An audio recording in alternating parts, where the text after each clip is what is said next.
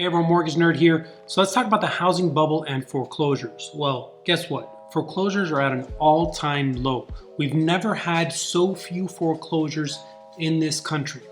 I mean, it makes sense. If your value is much higher than it was 2 years ago, sell instead of going into foreclosure.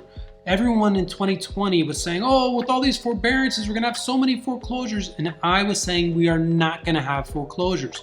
We're not going to see this tsunami of foreclosures. This one time I said that we're going to see a tsunami of foreclosures when they started opening up the availability of foreclosures. And what I thought there would be is instead of a normal 2%, we'd have maybe 4% in foreclosure.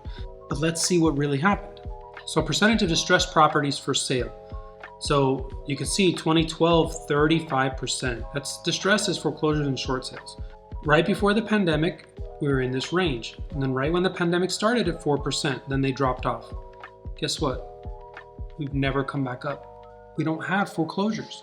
There was forbearance, there are no forbearances anymore, but we have people with these high values that they can sell and get out of the property. And there's a ton of buyers to do it.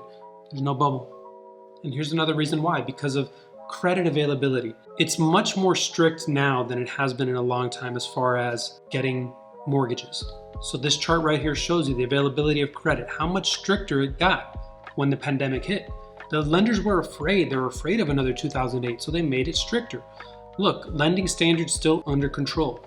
So this shows you historically the mortgage credit availability as well.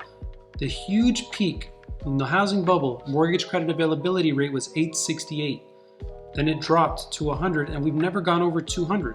Before the pandemic, look how they were loosening guidelines till right about June 2019. So not even, look, we saw it was starting to increase the credit availability. They were making guidelines a little looser and they made them much more stricter in the pandemic, and it has not come back up. So you show me, I want your stats. Somebody show me some stats that go against everything I'm saying, because I don't see them anywhere. No housing bubble, no foreclosures. Mortgage Nerd out.